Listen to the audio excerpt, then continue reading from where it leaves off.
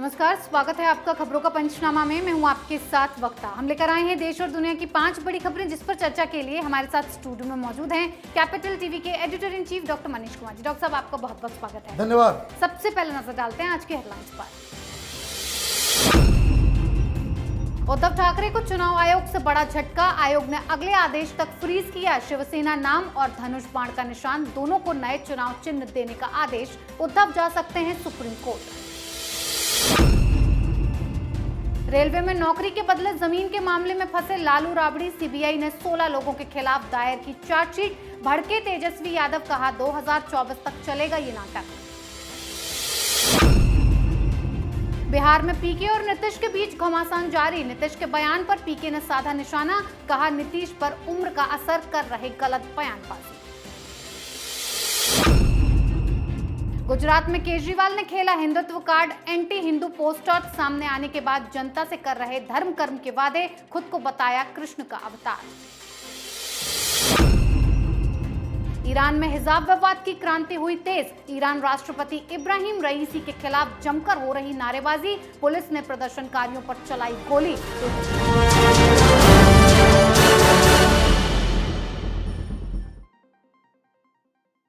सबसे पहली खबर की शुरुआत उद्धव ठाकरे को लगे बड़े झटके से करते हैं। चुनाव आयोग ने अगले आदेश तक शिवसेना के नाम और सिंबल को फ्रीज कर दिया है। आयोग ने उद्धव ठाकरे और शिंदे गुट को 10 अक्टूबर दोपहर 1 बजे तक अपने अपने चुनाव चिन्ह पेश करने का आदेश दिया है, लेकिन आयोग ने अपने फरमान में सेना शब्द इस्तेमाल करने की इजाजत दी है। दोनों गुटों को 3-3 विकल्प देने होंगे, जिसमें उद्धव ठाकरे ने उगता सूरज, त्रिशूल और मशाल चुनाव चिन्हों पर विचार करना शुरू कर दिया है, लेकिन उद्धव चुनाव आयोग के खिलाफ सुप्रीम कोर्ट जाने का मन बना रहे हैं। डॉक्टर साहब, तीर कमान फ्रीज हो गया है, क्या करेंगे उद्धव ठाकरे? सब कुछ चला गया हाथ से।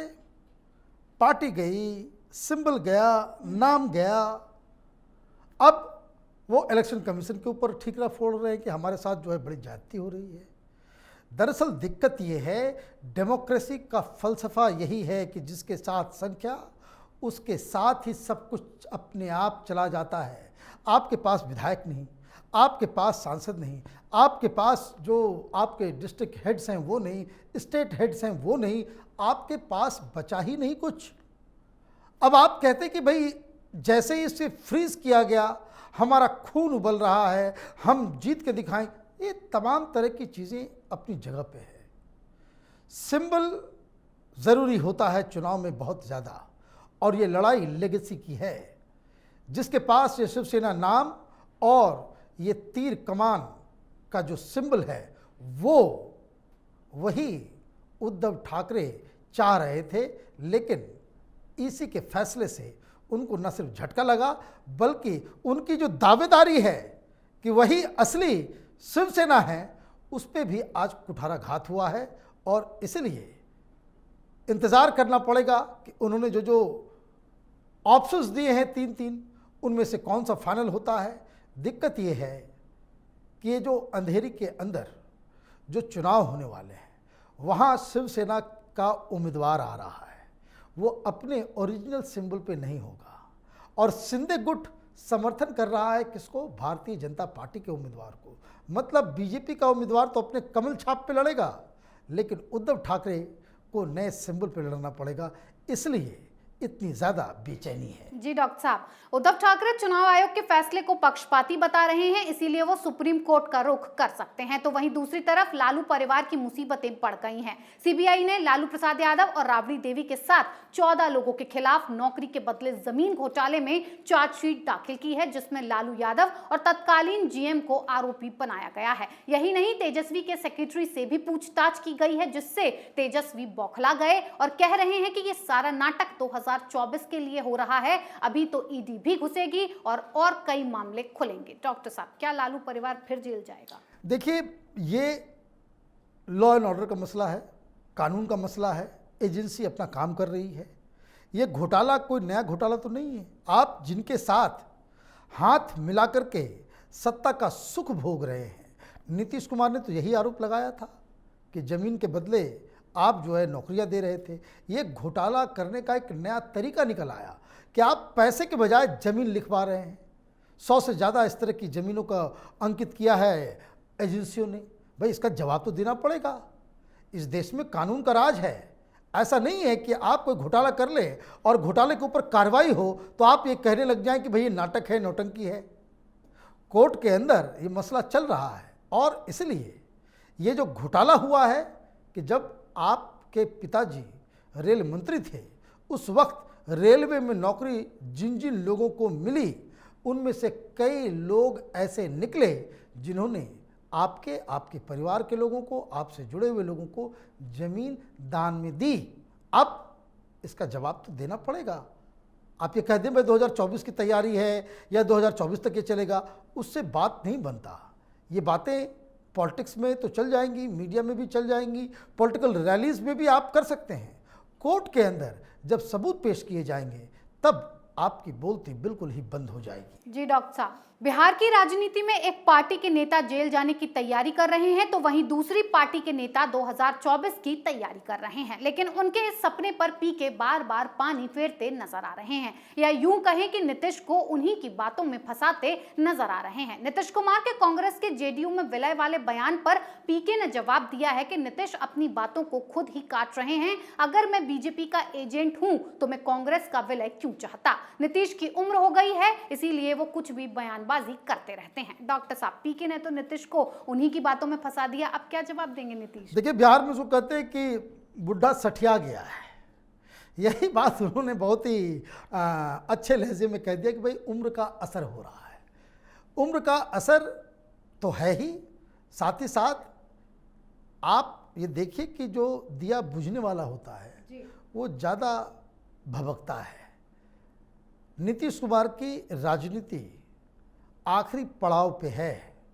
पिछली बार भी नीतीश कुमार ने कह दिया था इलेक्शन मीटिंग में कि ये मेरा आखिरी चुनाव है, लेकिन जो चाल चलन दिख रहा है उससे तो वो आखिरी चुनाव नज़र नहीं आ रहा। इसमें तो साफ साफ नज़र आ रहा है कि वो प्रधानमंत्री बनना चाहते हैं। अब भारतीय जनता पार्टी और उनकी स्ट्रेटजी देखिए, कहाँ उनको वाद विवाद करना चाहिए प्रधानमंत्री मोदी से। नीतीश कुमार उलझ गए हैं एक ऐसे शख्स से जिसको वो अपने घर में रखते थे, अपने पार्टी का कैंपेन जिससे करवाते थे। वो एक अलग राजनीतिक खेल खेल रहा है, वो अलग पार्टी बनाने के चक्कर में है। तो आप एक लोकल लेवल के व्यक्ति से उलझ गए और लगातार 3-4 दिनों से उसी में उलझे हुए हैं, उसी पे आपकी खबर आ रही है। तो आप तो इसी तरीके से बिहार के ही छोटे मोटे नेताओं से उलझते रह जाएंगे और 2024 कब चला जाएगा पता नहीं चलेगा। भाई आपको प्रधानमंत्री बनना है, आपको तो मोदी से बातचीत करनी चाहिए। अगर मोदी को लगता है कि आप उस लेवल के हैं कि जिनसे वाद विवाद किया जा सके, तब तो बात बनेगी। पीके से लड़ के क्या कीजिएगा, और वाकपटुता में आप पीके से नहीं जीत सकते।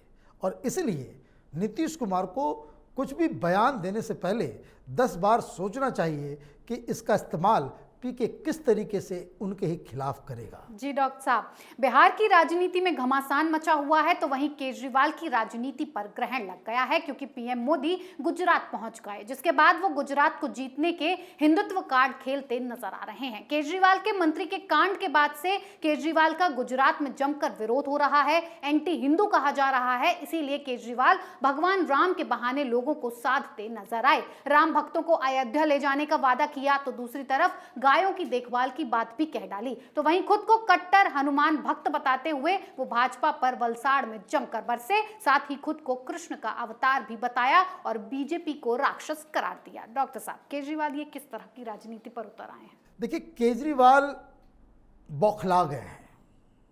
गुजरात पहुंचने से पहले उनके मंत्री ने जो कांड किया, क्या आप हिंदुओं का धर्मांतरण करवा रहे हो 10,000?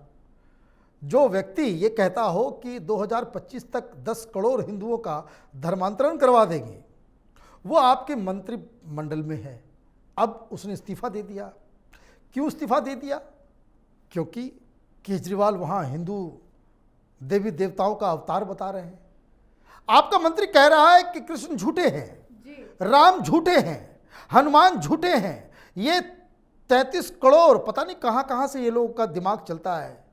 लेकिन उस बाकायदा जिसमें शपथ दिलाई गई उसमें ये बात सामने आई कि जिसमें ये लोग कहते हुए नजर आ रहे हैं कि 33 करोड़ ही हिंदू देवी देवताओं को मानना पागलपन है। अब पागलपन तो वो अपने ही मंत्री को कह रहा है, मुख्यमंत्री को जी। अगर वो पागलपन है तो केजरीवाल तो पागल हुआ।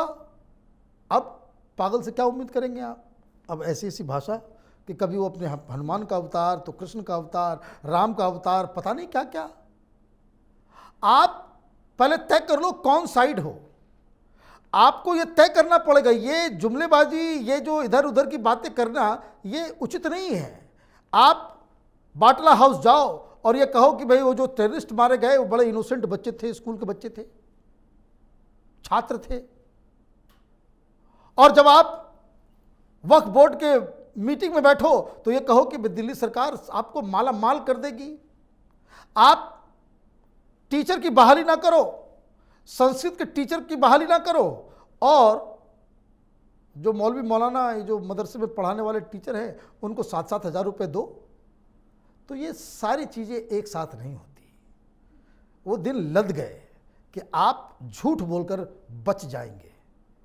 दिक्कत क्या है, जो फ्रॉड होते हैं वो एक न एक दिन जरूर पकड़े जाते हैं। जी बिल्कुल डॉक्टर साहब। आखिरी खबर में बात ईरान में चल रहे हिजाब विवाद पर। ईरान में हिजाब के खिलाफ जारी प्रदर्शन ने अब उग्र रूप धारण कर लिया है। ये विवाद ईरान के 9 प्रांतों तक पहुंच चुका है। छात्रों ने सड़कों पर उतरकर आगजनी और राष्ट्रपति इब्राहिम रईसी के खिलाफ जमकर नारेबाजी की है। पुलिस ने भी प्रदर्शनकारियों के खिलाफ कार्रवाई तेज कर दी है और सुरक्षा बलों ने एक एजुकेशन इंस्टीट्यूट पर कार्रवाई की। प्रदर्शनकारियों पर गोलियां और आंसू गैस के गोले दागे गए, जिसमें 2 प्रदर्शनकारियों की मौत हो गई। अब तक कुल 154 लोग मारे जा चुके हैं। डॉक्टर साहब, ये विवाद कैसे खत्म होगा? ईरान सरकार का रवैया बेहद शर्मनाक है। देखिए, वो तो इस्लामिक राज्य है, शरिया का कानून चलता है, इसलिए हिजाब लगेगा जी। उन्होंने कह दिया भाई हिजाब तो हिजाब, वो कह देंगे हिजाब नहीं तो हिजाब नहीं। मनमानी है, लेकिन जिस तरीके से वहां की लड़कियां, वहां की महिलाओं ने इस दमनकारी सरकार के खिलाफ आवाज उठाई है। 154 लोग मारे गए। हिंदुस्तान का कहाँ है वो लेफ्ट लिबरल कबाल जो उदूपी में लड़कियों को हिजाब पहने इसके लिए पूरे देश को बदनाम करने में जुटा हुआ था? अभी इन महिलाओं का क्या किया जाए? मैं तो देखा हिंदुस्तान में एक एंकर, वो इंडिया टुडे की एंकर जी, उन्होंने कैमरे के सामने अपने बाल को काटे। इसी तरीके से मुंबई में एक इस तरह का केस सामने आया। ये जो ईरान में हो रहा है, यही बात कैपिटल टीवी में लगातार हमने इस बात को कहा था कि जब तक यंग जनरेशन, खास करके महिलाएं, लड़कियां वो सामने नहीं आएंगी, तब तक ये मौलवी मौलानाओं का जो कट्टरपंथी वाला इस्लाम है वो इनके ऊपर थोपा जाएगा। ईरान में जो कुछ हो रहा है ये शुरुआत भर है। आप देखते जाइएगा, इसकी आग कई सारे इस्लामिक मुल्क तक पहुंचेगी। जी डॉक्टर साहब, बहुत बहुत धन्यवाद इतनी जानकारी के लिए। धन्यवाद। खबरों का पंचनामा में आज के लिए इतना ही। देश विदेश की बाकी खबरों और उनके सटीक एनालिसिस के लिए देखते रहिए कैपिटल टीवी। हमें लाइक कीजिए, शेयर कीजिए और कैपिटल टीवी को सब्सक्राइब कीजिए। नमस्कार।